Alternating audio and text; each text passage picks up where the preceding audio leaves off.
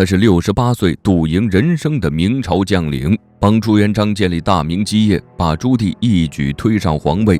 他就是靖难4公爵之一的陈亨，在大明做出一个明智选择，让子孙10代坐享荣华富贵。此人到底有何本事，竟然成为朱棣上位的关键？他又是怎样的一个人呢？公元1402年，燕王朱棣在南京顺利坐上帝位。他处理完支持建文帝的一帮臣子后，开始大封为自己效力的功臣。当时朱棣封了4位公爵，邱福为齐国公，朱能为成国公，张玉为荣国公，陈亨为荆国公，这就是后来的靖难4公爵。不过朱棣封爵时，张玉和陈亨已经去世，他们的公爵属于追封。在这4位公爵中，陈亨年纪最大，资历最老。他曾是淮西旧将，跟随朱元璋南征北战，如今他又跟随朱棣打动靖难，可见其选主子的眼光到底有多毒辣。而且陈亨还为家族10代带来荣光，相比较朱元璋时期立下赫赫功绩却惨遭打压的功臣名将，他的境遇简直不要太好。那么陈亨到底是个怎样的人呢？让我们走进他的一生。提起靖难之役中跟随朱棣的名臣，多数人都认为他们同朱棣年纪相当，但陈亨呢，远比朱棣更为年长。他是元末时期的人物，出生于公元1332年，算起来比朱元璋仅小4岁。陈亨是安徽寿县的人，当年明太祖朱元璋起兵，陈亨成了万户，还在为元朝驻守扬州。那么他为何会投奔朱元璋呢？目前公认有2种说法，一是陈亨得罪元朝贵族，被剥夺官职，才加入朱元璋的起义军；二是起义军张明建攻打扬州，元朝守城将领博罗普化打不过逃跑了，陈亨等人没了依靠，才会去亳州投奔朱元璋。虽不能判定哪种说法正确，但都可以确定陈亨是主动投靠朱元璋，并非一般被俘的降将。当时恰逢元末动荡时局，各地方揭竿起义的枭雄不在少数，陈亨却愿意从扬州赶赴亳州，为刚展露锋芒的朱元璋效力。这可以看出他选人的眼光还是非同一般的。陈亨归于朱元璋麾下后，成为铁甲长，不久后升为千户。虽说晋级速度很快，但是朱元璋身边并不缺少能人，陈亨根本无法脱颖而出。直到朱元璋即将称帝的前1年，也就是公元1367年，陈亨才崭露头角。那陈亨是从什么时候发光发热的呢？他经历了多少波折？当时上位朱元璋灭掉了张士诚，将目光转移到了北方的元朝领土。朱元璋命令徐达、常遇春北伐，徐达不辱使命，拿下东昌，将其交给陈亨驻守。结果徐达才离开，数以万计的元军便开始反扑过来。东昌是明军北伐的咽喉，若是失守，对明军影响很大。陈亨兵马并不多，他临危不乱的防守，还诱敌深入，打败了元军，这让徐达万分满意。洪武2年，徐达在大同击败王保保。大同是明朝之后收复秦晋的关键地带，徐达要回朝觐见朱元璋，他将其交给陈亨，凭借着守城的功绩，加上多次随大军出征，陈亨先后坐上了燕山左卫指挥佥事以及北平都指挥使的位置。明朝洪武31年，朱元璋永远地闭上了双眼，皇太孙朱允炆坐上了皇帝宝座，史称建文帝。当时朱允炆大肆进行削藩，远在北平的燕王朱棣察觉到了危机，他在襄王朱柏被逼自杀后，决定起兵反抗。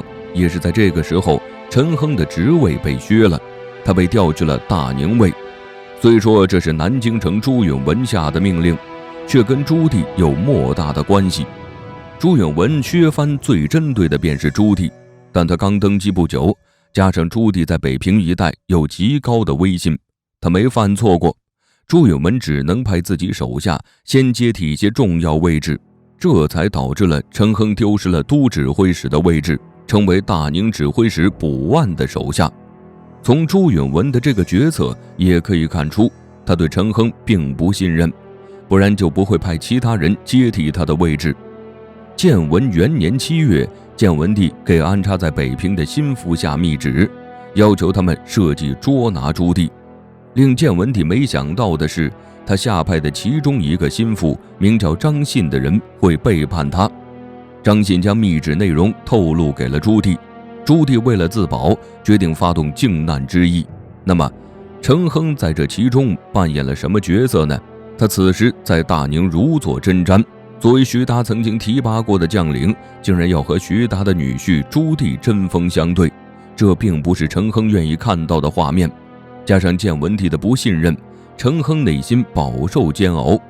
等朱棣率领大军前来攻打大宁的时候，陈亨做了一个影响到朱棣命运的决定，那就是投降。大宁位于北平城的东北地带，属于北平的大后方。朱棣选择攻打这个地方，一是清除后方的障碍，为南下做准备；二是大宁有朝廷近10万兵马，还有宁王朱权的精锐部队。如果朱棣可以顺利拿下，那么率领军队攻打南京的难度会大大降低。大宁都指挥使卜万是个聪明的人物，他接收朝廷下达的命令，严加防守。而明朝呢，又派军队攻打朱棣的老巢北平。如果朱棣不能在更快的时间内拿下大宁，后果将不堪设想。就在这个紧急时刻，朱棣设下了一个顺利拿下大宁的计谋。朱棣为什么可以顺利坐上帝位？他得感谢一个人，这个人便是靖难之役中的陈亨。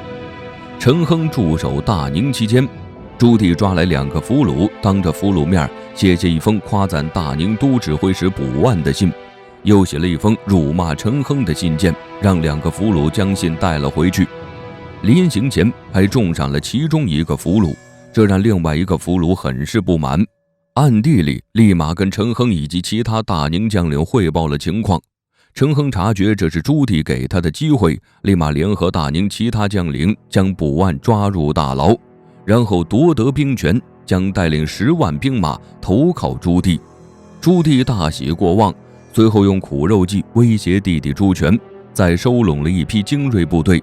要知道，朱棣在攻打大宁之前，手中兵马只有几万，拿下大明之后，拥有了陈亨带来的近10万大军，还得到了宁王朱权最为英勇善战的队伍，他的实力大大增加，为之后拿下南京城创造了资本。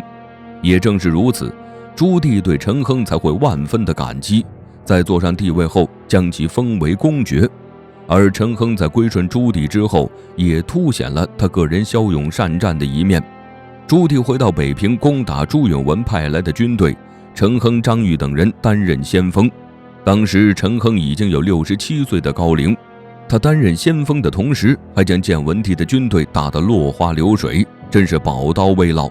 不过呢，令人惋惜的是，第2年他在白沟河同明军作战受重伤，而后在济南之战带伤上战场再次负伤。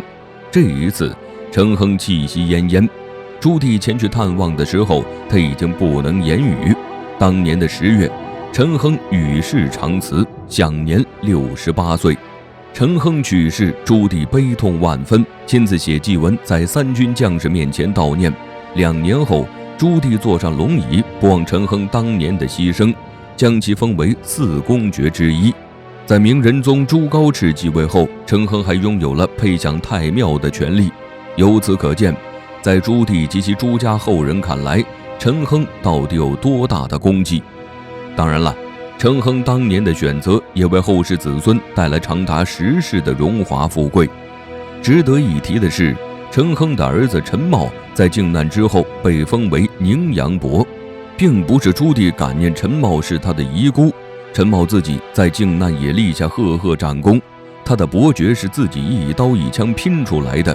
后来宁夏发生叛乱，陈茂前去镇压的同时，还安抚降兵，让北原很多将领归降。朱棣欣喜不已，将其册封为宁阳侯，自此在宁夏长期驻守。而后明朝爆发土木堡之变，朝廷勋贵元气大伤。作为勋贵中为数不多的良将，陈茂被明代宗朱祁钰挽留在北京城中做中流砥柱。在他死后，9代子孙为朝廷鞠躬尽瘁，直到大明王朝走向覆灭。